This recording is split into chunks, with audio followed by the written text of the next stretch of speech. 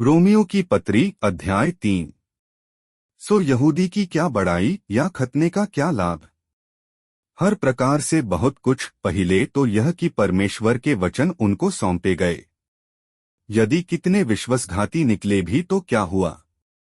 क्या उनके विश्वासघाती होने से परमेश्वर की सच्चाई व्यर्थ ठहरेगी? कदापि नहीं, वरन परमेश्वर सच्चा और हर एक मनुष्य झूठा ठहरे, जैसा लिखा है कि जिससे तू अपनी बातों में धर्मी ठहरे और न्याय करते समय तू जय पाए। सो यदि हमारा अधर्म परमेश्वर की धार्मिकता ठहरा देता है तो हम क्या कहें? क्या यह कि परमेश्वर जो क्रोध करता है अन्यायी है? यह तो मैं मनुष्य की रीति पर कहता हूँ। कदापि नहीं। नहीं तो परमेश्वर क्यों कर जगत का न्याय करेगा? यदि मेरे झूठ के कारण परमेश्वर की सच्चाई उसको महिमा के लिए अधिक करके प्रकट हुई, तो फिर क्यों पापी की नाई में दंड के योग्य ठहराया जाता हूँ?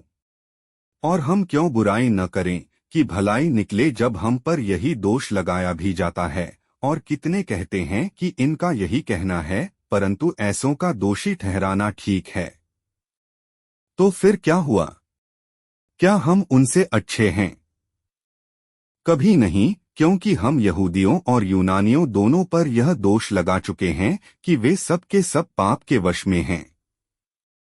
जैसा लिखा है कि कोई धर्मी नहीं, एक भी नहीं। कोई समझदार नहीं, कोई परमेश्वर का खोजने वाला नहीं। सब भटक गए हैं, सब के सब निकम्मे बन गए। कोई भलाई करने वाला नहीं, एक भी नहीं। उनका गला खुली हुई कब्र है, उन्होंने अपनी जीभों से छल किया है, उनके होठों में सांपों का विष है और उनका मुंह श्राप और कड़वाहट से भरा है। उनके पाँव लोहू बहाने को फुर्तीले हैं, उनके मार्गों में नाश और क्लेश हैं। उन्होंने कुशल का मार्ग नहीं जाना, उनकी आंखों के सामने परमेश्वर का भय नहीं। हम जानते हैं कि व्यवस्था जो कुछ कहती है उन्हीं से कहती है जो व्यवस्था के अधीन हैं, इसलिए कि हर एक मुंह बंद किया जाए और सारा संसार परमेश्वर के दंड के योग्य ठहरे।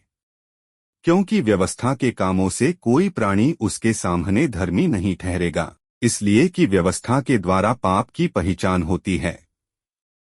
पर अब बिना व्यवस्था परमेश्वर की वह धार्मिकता प्रकट हुई है, जिसकी गवाही व्यवस्था और भविष्यद्वक्ता देते हैं। अर्थात परमेश्वर की वह धार्मिकता जो यीशु मसीह पर विश्वास करने से सब विश्वास करने वालों के लिए है, क्योंकि कुछ भेद नहीं। इसलिए कि सब ने पाप किया है और परमेश्वर की महिमा से रहित हैं, परंतु उसके अनुग्रह से उस छुटकारे के द्वारा जो मसीह यीशु में है, सेंत मिंत धर्मी ठहराए जाते हैं। उसे परमेश्वर ने उसके लोहू के कारण एक ऐसा प्रायश्चित ठहराया जो विश्वास करने से कार्यकारी होता है, कि जो पाप पहले किए गए और जिनकी परमेश्वर ने अपनी सहनशीलता से आनाकानी की, उनके विषय में वह अपनी धार्मिकता प्रकट करे। वरन इसी समय उसकी धार्मिकता प्रकट हो कि जिससे वह आप ही धर्मी ठहरे और जो यीशु पर विश्वास करे उसका भी धर्मी ठहराने वाला हो। तो घमंड करना कहाँ रहा? उसकी तो जगह ही नहीं। कौन सी व्यवस्था के कारण से? क्या कर्मों की व्यवस्था से? नहीं, वरन विश्वास की व्यवस्था के कारण। इसलिए हम इस परिणाम पर पहुंचते हैं कि मनुष्य व्यवस्था के कामों के बिना विश्वास के द्वारा धर्मी ठहरता है। क्या परमेश्वर केवल यहूदियों ही का है? क्या अन्य जातियों का नहीं? हाँ, अन्य जातियों का भी है, क्योंकि एक ही परमेश्वर है जो खतना वालों को विश्वास से और खतना रहितों को भी विश्वास के द्वारा धर्मी ठहराएगा। तो क्या हम व्यवस्था को विश्वास के द्वारा व्यर्थ ठहराते हैं? कदापि नहीं, वरन व्यवस्था को स्थिर करते हैं।